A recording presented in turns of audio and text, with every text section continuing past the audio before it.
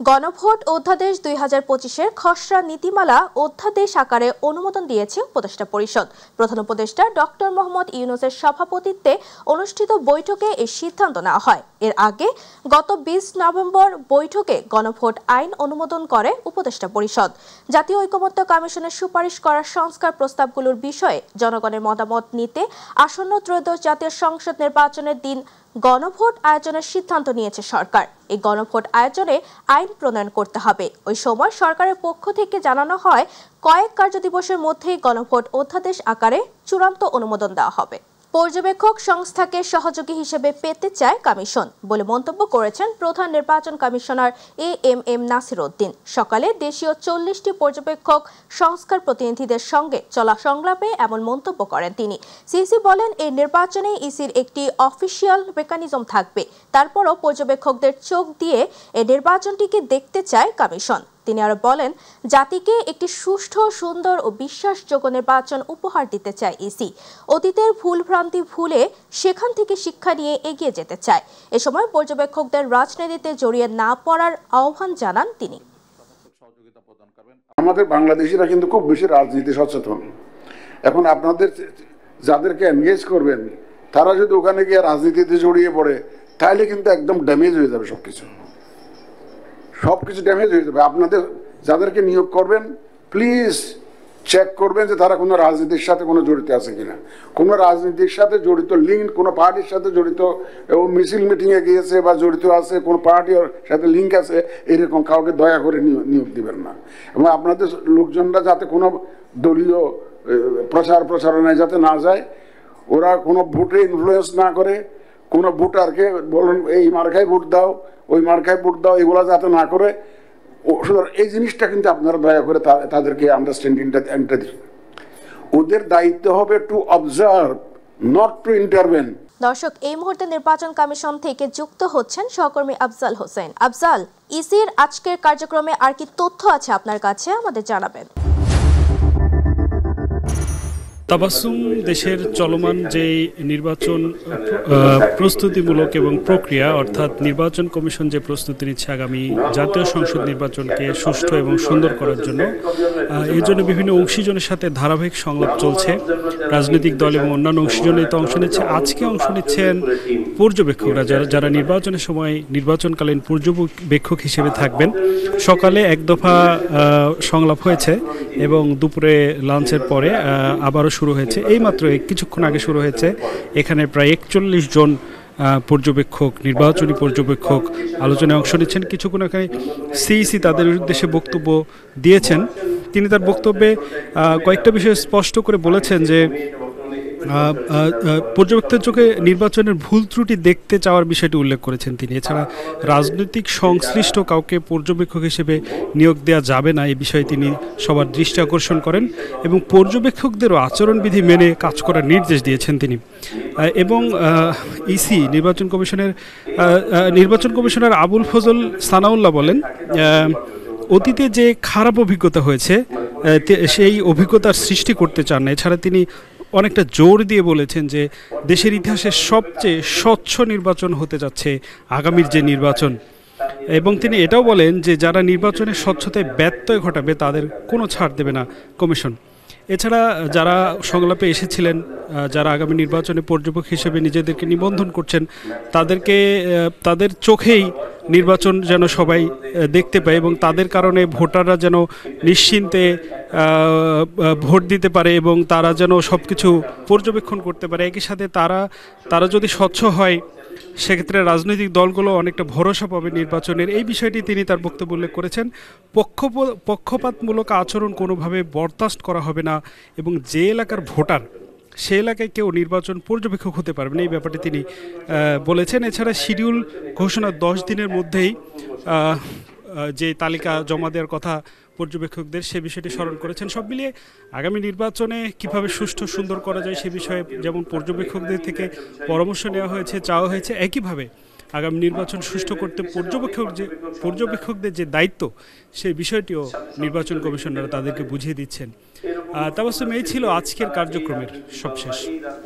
আফজাল, আপনাকে ধন্যবাদ। রাজুক প্লট বরাদ্দে দুর্নীতির অভিযোগে শেখ রেহেনা সহ 17 জনের বিরুদ্ধে করা মামলার রায় ঘোষণার দিন ধার্য করা হয়েছে আগামী 1 ডিসেম্বর। মামলাটির যুক্তিতর্ক উপস্থাপন শেষে আজ ঢাকার চতুর্থ বিশেষ জজ আদালতে বিচারক রবিউল আলম এর তারিখ ঘোষণা করেন।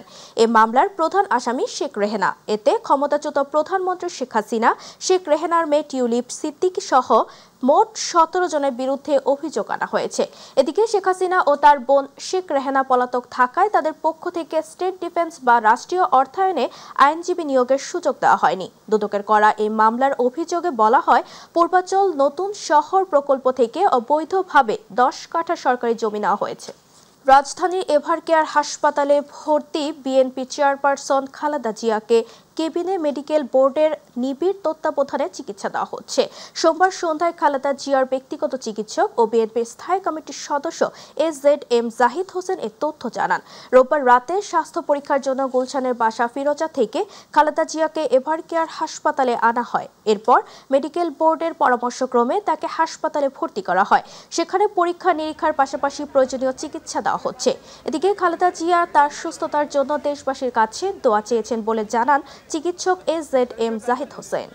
যারা ৭১-এর মুক্তিযুদ্ধে বিরোধিতা করছে তাদের থেকে দেশকে রক্ষা করতে হবে মন্তব্য করে বিএনপির ভাইস চেয়ারম্যান বরকতুল্লাহ বলেছেন, নির্বাচনে ধানের শীষের কোনো বিকল্প নেই। ধানের শীষ জয়লাভ করলে দেশের মানচিত্র টিকে থাকবে। নয়াপল্টনে বেগম খালেদা জিয়ার সুস্থতা কামনায় দোয়া অনুষ্ঠানে তিনি এসব কথা বলেন। উগ্র ধর্মবাদীদের থেকে দেশকে রক্ষা করতে হবে, না হলে আফগান সিরিয়া হয়ে যাবে বলেও মন্তব্য করেন বরকতুল্লাহ। যারা বাংলাদেশকে আফগানিস্তান বানাতে চান, যারা বাংলাদেশকে সিরিয়া বানাতে চান, যারা বাংলাদেশকে ইরাক বানাতে চান, বাংলাদেশের তাদের হাত থেকে বাংলাদেশকে রক্ষা করতে হবে। আজকে যে নির্বাচন হবে, এই নির্বাচনে ধানের শীষের কোনো বিকল্প নেই। ধানের শীষ যদি জয়লাভ করে তাহলে বাংলাদেশ জয়লাভ করবে। ধানের শীষ যদি জয়লাভ করে দেশের স্বাধীনতার সার্বভৌমত্ব রক্ষা হবে। জাতীয় নির্বাচন ঘিরে সরকারের নিরপেক্ষতা এখনো প্রশ্নবিদ্ধ বলে মন্তব্য করেছেন বিপ্লবী ওয়ার্কার্স পার্টির সাধারণ সম্পাদক সাইফুল হক। অনতিবিলম্বে বিতর্কিত উপদেষ্টাদের অপসারণ করে নির্বাচন পরিচালনায় একটি দক্ষ ও নিরপেক্ষ উপদেষ্টা পরিষদ গঠনের দাবি জানান তিনি। সকালে জাতীয় প্রেস ক্লাবে আয়োজিত এক মতবিনিময় সভায় সাইফুল হক এসব কথা বলেন।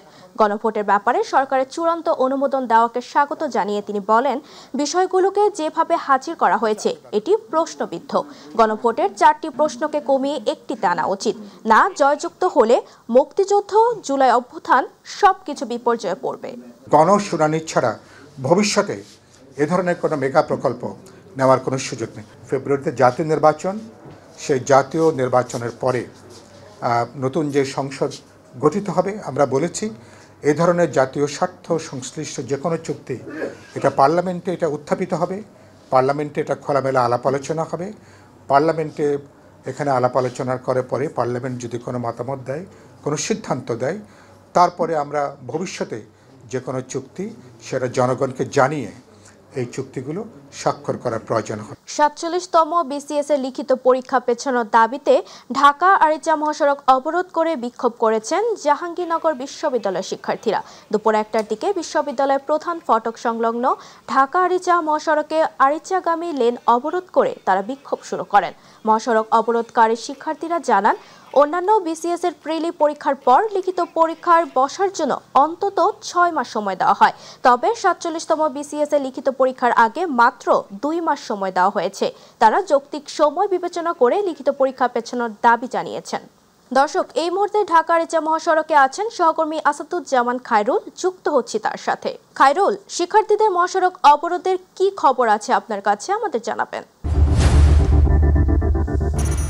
আজকে সকাল 12টা থেকে ঢাকা আরিচা মহাসড়ক অবরোধ করে রেখেছে জাহাঙ্গীরনগর বিশ্ববিদ্যালয়ের যারা বিসিএস ৪৭তম বিসিএস পরীক্ষার্থী, তারা সকাল 12টা থেকে কিন্তু এখন অবধি কিন্তু তারা পুরো মহাসড়কের 2 পাশ কিন্তু তারা অবরোধ করে রেখেছে। এবং এতে কিন্তু আমরা দেখেছি দীর্ঘ প্রায় 10 থেকে 20 কিলোমিটারের মতো রাস্তা আসলে যানজটের তৈরি হয়েছে।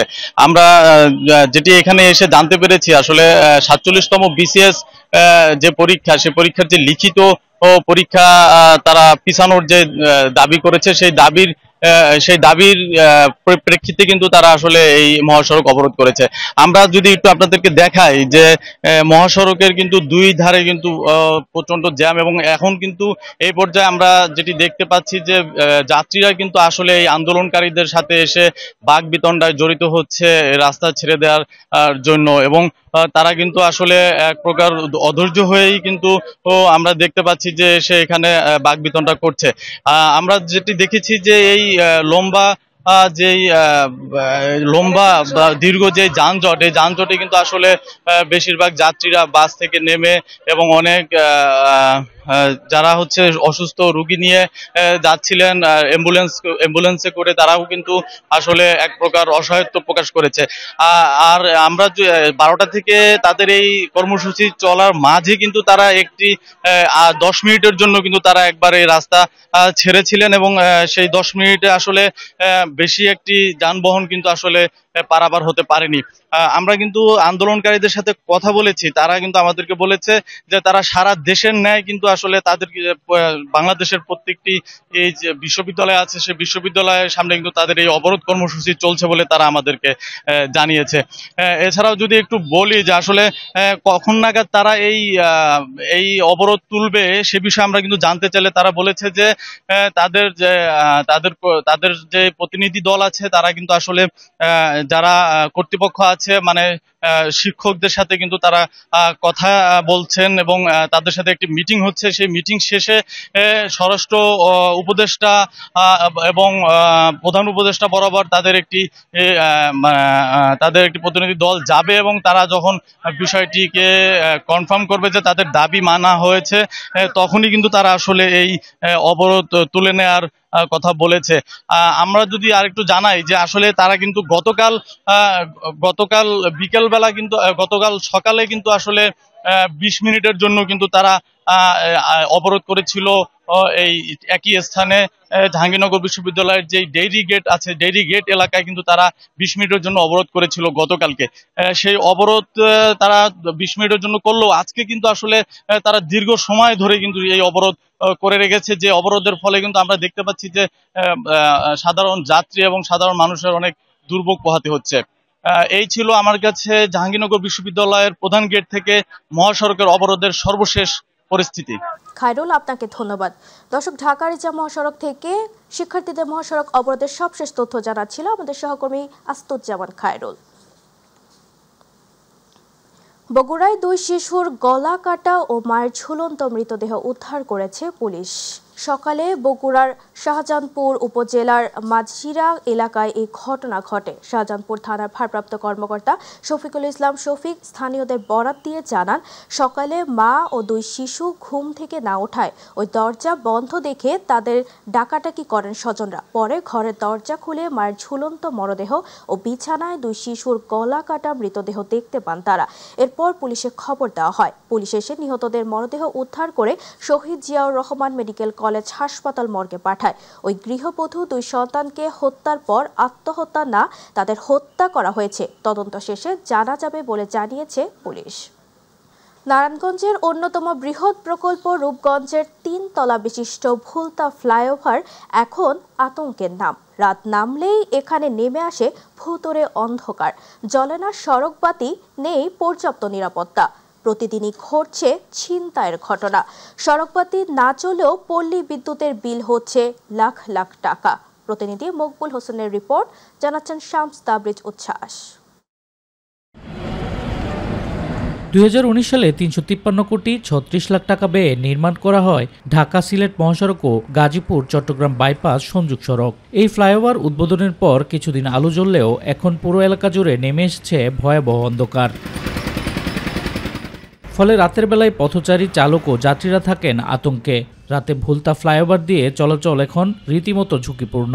বিশেষ করে সন্ধ্যার পর মোটরসাইকেল ও ব্যক্তিগত গাড়ি আরোহীরা ছিনতাইকারীর প্রধান লক্ষ্যবস্তুতে পরিণত হন। গাড়ি একটা সমস্যা দিলে ব্রেক করলে লাইট না থাকলে তো সমস্যাই, যে কোনো লোকে ছিনতাই করে যা পারে সবকিছু রেখে দেয়। চুরি মাইরা এই পিস্তল টেকায়া ওই সন্ত্রাসী কইরা লয়ে যায়, সব টাকা পয়সা যা আছে সম্পূর্ণ নিয়ে যায়। রানিংয়ে মনে করেন চাপায়া দেয় রানিংয়ে ফেলা আবার উপরেই ছিনতাই করে। পর্যাপ্ত পুলিশ টহল না থাকায় অপরাধীরা নির্বিঘ্নে তাদের কার্যক্রম চালাচ্ছেন। আলো ও সিসিটিভি না থাকায় নজরদারি প্রায় শূন্য। স্থানীয়রা দ্রুত ফ্লাইওভারে বাতি মেরামত, সিসিটিভি স্থাপন ও নিয়মিত পুলিশ টহলের দাবি জানিয়েছেন।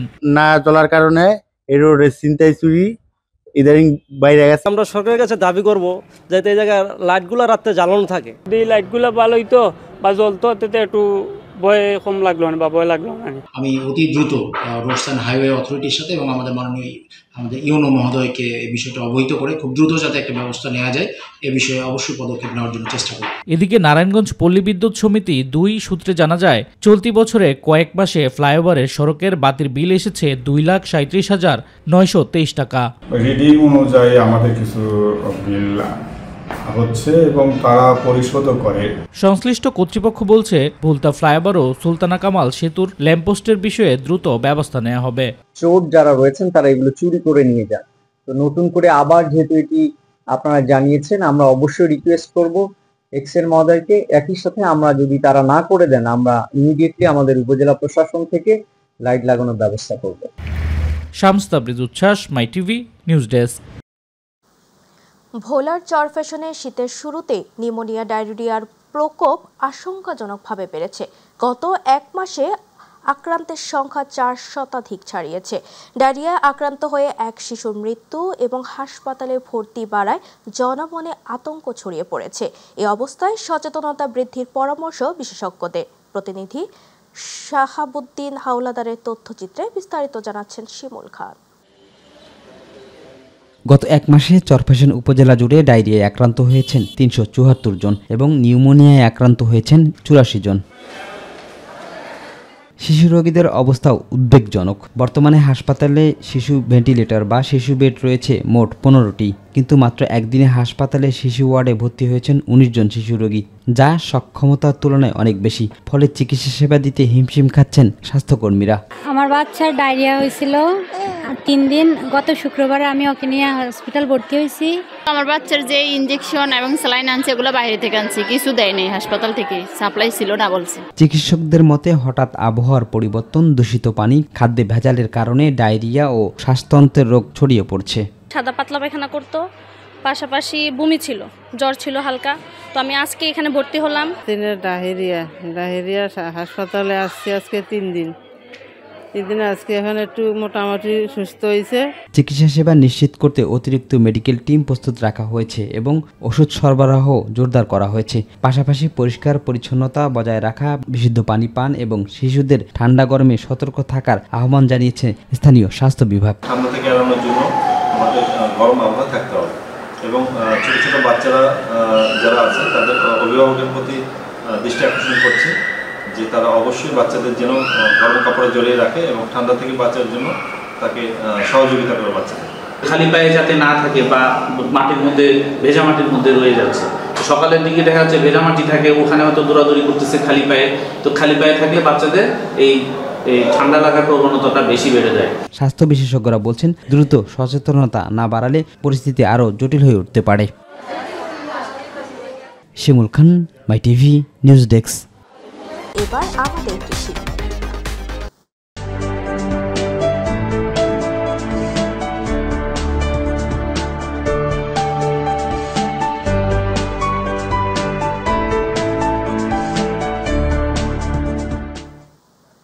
সিরাজগঞ্জের শাহজাদপুর উপজেলায় আবহমান ইরি বোরোর আবাদ এবং অনিয়ন্ত্রিত বন্যার প্রভাবে কিছুটা ভাটা পড়লেও নতুন করে আবারও প্রাণ সঞ্চার হয়েছে আধুনিক পদ্ধতিতে আবাদের সুবাদে রোপা আমন ধান।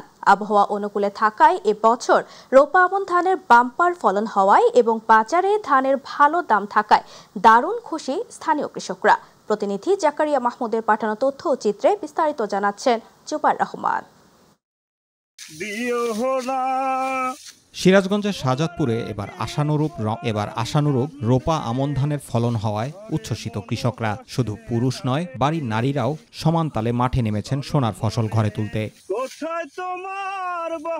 এ অঞ্চলে ইরি, বোরো আবাদ কমে গেলেও আধুনিক প্রযুক্তি ও চাষাবাদ পদ্ধতির কারণে রোপা আমন ধানে আবারও প্রাণ ফিরেছে। কম খরচ, ফলন বেশি, এ কারণে কৃষকের মুখে ফুটেছে তৃপ্তির হাসি। আবহাওয়া অনুকূলে থাকায় বাম্পার ফলনের পাশাপাশি বাজারেও ধানের দাম ভালো, ফলে খুশির আমেজ গ্রাম জুড়ে। রোপা আমনে আমাদের খরচ কম হয়, কারণ আমাদের সেচের প্রয়োজন হয় না, আবার কামলা জমিতে খরচ কম হয়, দাম কম থাকে এই সময়, আর ওই সময় দাম খুব বেশি থাকে। এদিক দিয়ে আমরা এখানে সাশ্রয় পাই। অন্যান্য বছরের নিয়ে এবার ফলন একটু বেশি হয়েছে। কলে সেচ পানি দেওয়া লাগে না, নিরেন কম লাগে, আবার সার একটু কম লাগে। এইরকম আমরা অনেকদিন ধরে এটা বুনতেছি, তার আমরা খুব লাভবান এটা বুনে। আমার বাড়ির পাশের জমি আমি আবাদ করছি, জমির দাম ভালো ফসল হয়েছে। এদিকে উৎপাদন বাড়াতে মাঠ পর্যায়ে নিয়মিত কাজ করছে কৃষি অধিদপ্তর। পরামর্শ ও প্রযুক্তি সহায়তা পেয়ে উৎসাহিত হয়েছেন কৃষকেরা। এই ধানগুলো চাষের জন্য উৎসাহ দিচ্ছি, কৃষকরা এগুলো দ্রুত কেটে সরিষা আবাদ করতে পারছে। আগে আমাদের মাঠে 2টা ফসল আবাদ হতো, এখন 3টা ফসল আবাদ হচ্ছে। এরকম আবহাওয়া বজায় থাকে, সামনের বছরগুলোতে এর আবাদ আরো বাড়বে। এবং মাঠ পর্যায়ে আমরা এখন পর্যন্ত প্রায় 80% ধান কাটা হয়ে গেছে। আমরা যেটা দেখেছি যে বিঘাতে প্রায় 18-20 মণ করে ধান পাওয়া যাচ্ছে। নিম্নাঞ্চল হওয়ায় বছরের বেশিরভাগ সময় শাহজাদপুরের জমি পানিতে তলিয়ে থাকে, ফলে কৃষি উৎপাদন ব্যাহত হয়। স্থানীয় কৃষকদের দাবি, সরকারিভাবে একটি স্থায়ী বাঁধ নির্মাণ করা গেলে এ অঞ্চলে 3 ফসলি চাষ স্থায়ী হবে, বাড়বে দেশের খাদ্য উৎপাদনও। জুবা রহমান, মাই টিভি নিউজ।